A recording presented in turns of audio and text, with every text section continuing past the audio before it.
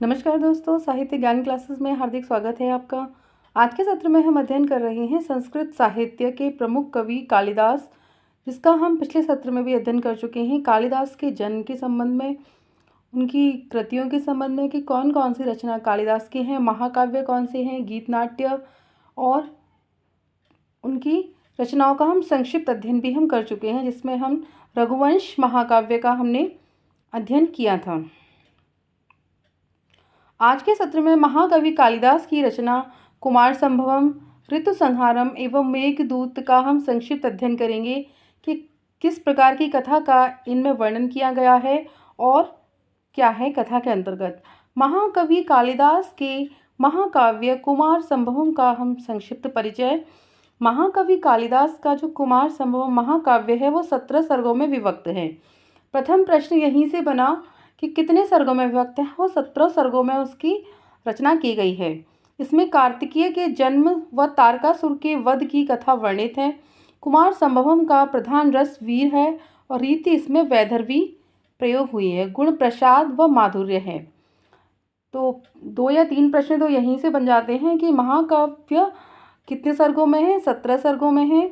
कौन सा रस प्रधान है, इसमें वीर रस है और किस कथा का वर्णन किया गया है। तो इसमें कार्तिकेय के जन्म से लेकर उसके तारकासुर के वध करने तक की कथा का वर्णन किया गया है। कुमार संभवम महाकाव्य में असुर तारकासुर से पीड़ित देवों ने अपनी रक्षा के लिए ब्रह्मा जी से प्रार्थना की। तो ब्रह्मा, जब वो असुर देवों को परेशान करते थे, उन्हें पीड़ित करते थे, उन्हें हर तरीके से परेशान करते थे, तो उन्होंने ब्रह्मा जी के पास गए और उन्होंने ब्रह्मा जी से प्रार्थना की कि कोई उपाय बताइए जिससे हम इन असुरों से बच सकें और अपनी रक्षा कर सकें। तो ब्रह्मा जी ने उन्हें बताया कि शंकर और माता पार्वती, शिव और माता पार्वती उमा से उत्पन्न जो पुत्र होगा वही तो तारकासुर का वध करेगा। तो पुत्र कौन है? कार्तिकेय है। इसमें हम सर्गों का अध्ययन करेंगे, जितने 17 सर्ग हैं, कि कौन से सर्ग में किस कथा का वर्णन किया गया है, कौन और किस प्रकार से। प्रथम सर्ग के अंतर्गत पर्वतराज हिमालय जो पार्वती के पिता हैं, है ना, उनका वर्णन किया गया है एवं माता पार्वती के जन्म का वर्णन है। द्वितीय सर्ग में तारकासुर से पीड़ित देवताओं को ब्रह्मा जी के पास जाना तथा ब्रह्मा जी के द्वारा शिव पार्वती से उत्पन्न पुत्र को तारकासुर का संहारक बताने की कथा का वर्णन किया गया है। तो प्रथम सर्ग में क्या है? पर्वतराज हिमालय का वर्णन है और माता पार्वती का जन्म। द्वितीय में ब्रह्मा जी ने जो उनका पुत्र होगा उसको उनका संहारक बताया गया है। तृतीय सर्ग की कथा में कामदेव द्वारा शिव भगवान की समाधि भंग करना। जब भगवान शिव की समाधि भंग होगी कि भगवान शिव अपने ध्यान में बैठे हैं, तो फिर किस प्रकार उनका विवाह होगा, किस प्रकार पुत्र होगा। तो ये सारी व्यवस्थाएं जो देव आपस में वार्तालाप करते हैं, तो उसके बाद वो कामदेव को भेजते हैं भगवान शिव जी की समाधि भंग करने के लिए। और वह जब उनकी समाधि भंग कर देता है तो उनका तीसरा नेत्र खुलता है, उसकी अग्नि में वो भस्म हो जाता है कामदेव। चतुर्थ सर्ग में शिव द्वारा कामदेव को श्राप देना और रति का विलाप वर्णित है। जब कामदेव वहाँ भस्म हो जाता है तो कामदेव की जो पत्नी है वह विलाप करती है, दुखी होती है, उसी का वर्णन चतुर्थ सर्ग में किया गया है।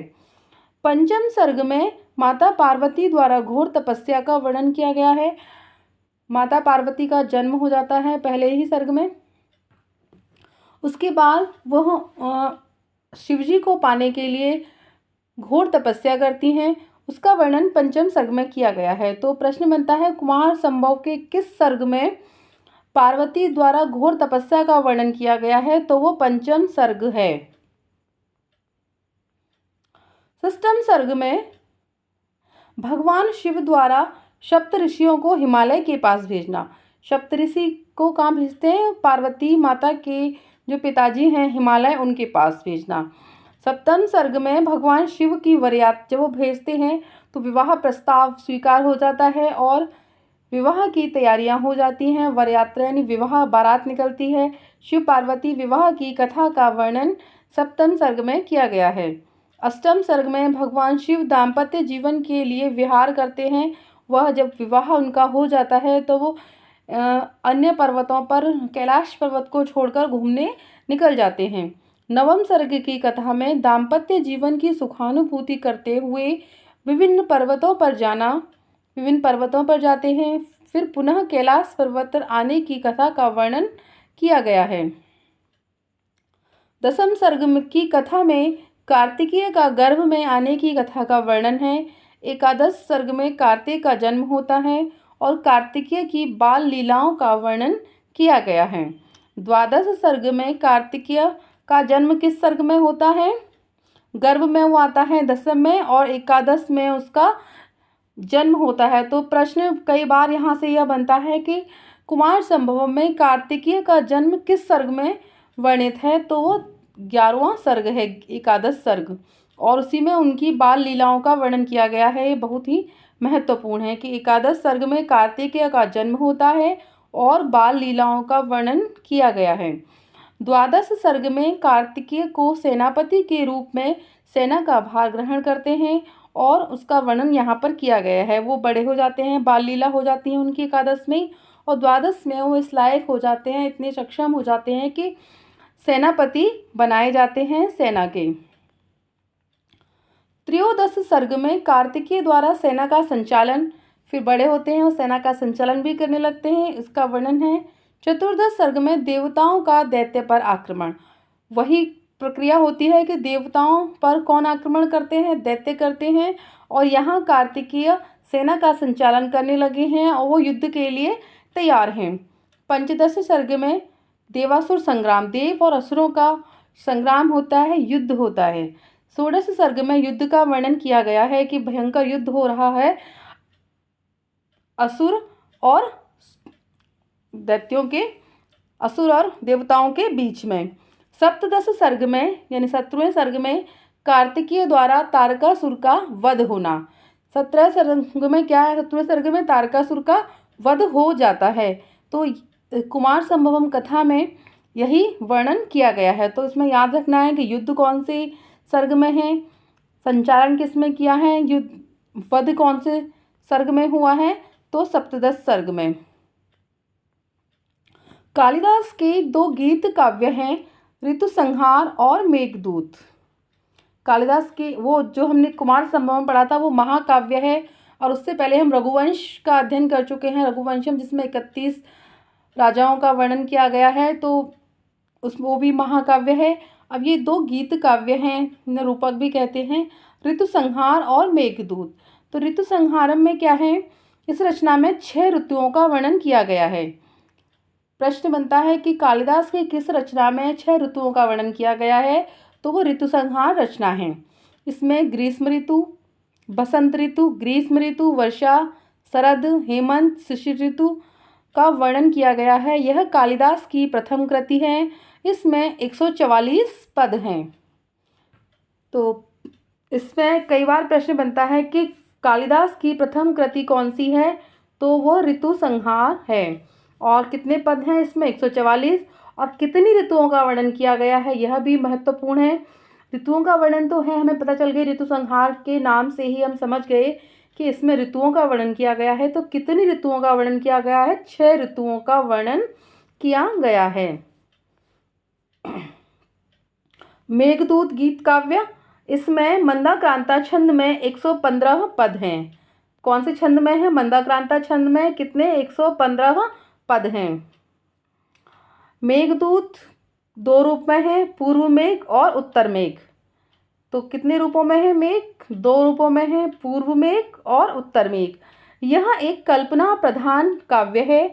इसमें अलकापुरी निवासी अपनी प्रेयसी के पास रामगिरी से बादलों के द्वारा संदेश भेजता है।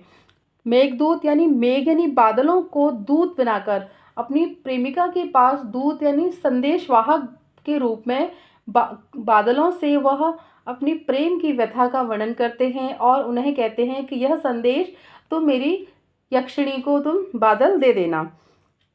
तो रामगिरी से बादलों के द्वारा संदेश भेजता है। यश में यक्ष हो गया, यक्ष को 1 वर्ष के लिए रामगिरी वन में रहने का श्राप दिया गया था। यह यक्ष अपने स्वामी कुबेर की सेवा में अवहेलना के कारण रामगिरी वन में रह रहा था। और अलकापुरी में स्थित अपनी यक्षिणी, उसकी जो प्रेमिका है, वर्षा ऋतु में बादलों के माध्यम से अपना वह संदेश भेजता है। वर्षा ऋतु कहते हैं कि बहुत ही मन भावन होती है, मनमोहक होती है।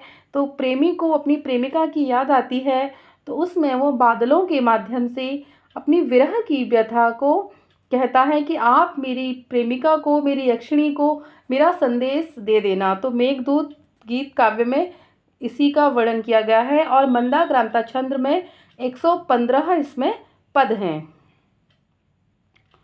तो आज के सत्र में इतना ही। क्लास अच्छी लगी तो लाइक कीजिए, चैनल को सब्सक्राइब कीजिए और आगे के सत्रों में जुड़े रहिए। धन्यवाद।